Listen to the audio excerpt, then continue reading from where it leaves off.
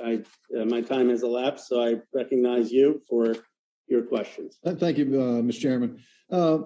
Ms. Thunberg, thank you for your involvement here today. I commend you for your willingness to testify and get involved with public policy.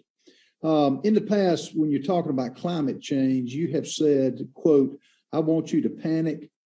I want you to feel the fear I feel every day." Is there what particular study or scientific report did you read that made you come to this conclusion? Thank you for your question. First of all, let me just clear that those are metaphors. In speeches, you often use metaphors. Of course, I don't mean literally that I want people to panic. So there was no scientific study that made me come to that conclusion. Oh, okay. So you didn't say that. I did, but it's the metaphor that you often use in speeches. Metaphor for what? I mean, how do you? What I'm asking on panic. I want you to panic. What does that tell me? What you meant by that? By that, I mean that I want people to step out of their comfort zones. And to not just see the climate crisis as a far distant threat, but rather as something that is impacting people already today, and people to step out of their comfort zones to start taking real action. Okay. What in your opinion is on the ppm parts per million, what is acceptable, permissible on CO2 emissions in your opinion? What actual amount do you think is permissible? Well, I mean, of course, there is no magic amount that says that this is an okay amount. The science doesn't really work that way. But of course, we can say that it is the higher the concentration of CO2 in the atmosphere is, the bigger the risks are going to be. So, I mean, you can't say that there's one amount that is acceptable and not. Of course, there's not one magic tipping point where everything is beyond saving and so on. But rather, we should try to keep it as low as possible. Okay, so you wouldn't name a particular number. What about China, India, the other countries where if this bill passes, there's no retribution against these countries that's going to offset anything we do here in America? What is your take on that? Well, if we just thought like that, it would be very convenient, wouldn't it? But rather, we need to see the holistic perspective. How can we? If we take, for example, India as an example, how can we expect India to take action when the developed countries who have actually promised to lead the way won't do that? If we take into account the global aspect of equity, I mean, there are many people around the world who need to be able to raise their standard of living. And if we who live in high-income countries aren't able to take a few steps back in order to let other people raise their living standard, then I mean that just doesn't make any sense. And of course, those countries definitely need to take their responsibility as well, and that's why we need global cooperation. And if countries won't take action, then there's no global cooperation. If the US, for example, which is the biggest emitter in history, won't take action, then how can we expect other countries to do that? So taking action ourselves is also a guarantee that other countries, I mean, it will be a snowball effect, most likely. If one country does something, then other countries will follow. If no country does something, then no one will follow. Okay, so China is an example, which is a communist. They practice genocide on their people. They will watch America and then will just voluntarily reduce their emissions. Is that your thoughts? No, I mean, we should do, of course, everything we can to make sure that China takes the responsibility. But I mean, there is not really much. I mean, all I can do is to try to advocate for global change. All you can do is to take action and try to create a global pressure on China so that they will have to take action. As you say, we can't just go there and ask them to do it.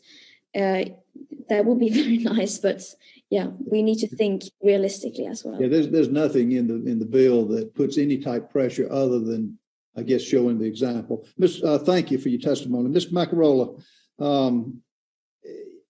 can you address the direct employment in the United States that the Green New Deal would affect? We're all seeing the gas prices jump 70 cents or more. We're now dependent on foreign countries that particularly don't have our best interests. Can you discuss how this Green New Deal would affect energy costs, gas costs, and the many other minerals that they are prohibiting to be mined in other states? Sure. Thank you for your question, Congressman Norman. I think it's first important to look at the job creation within the oil and gas industry. We support 10 million jobs in the U.S. economy, nearly 7% of the U.S. economy. On this committee alone, 325,000 jobs supported by the industry, 75,000 directly.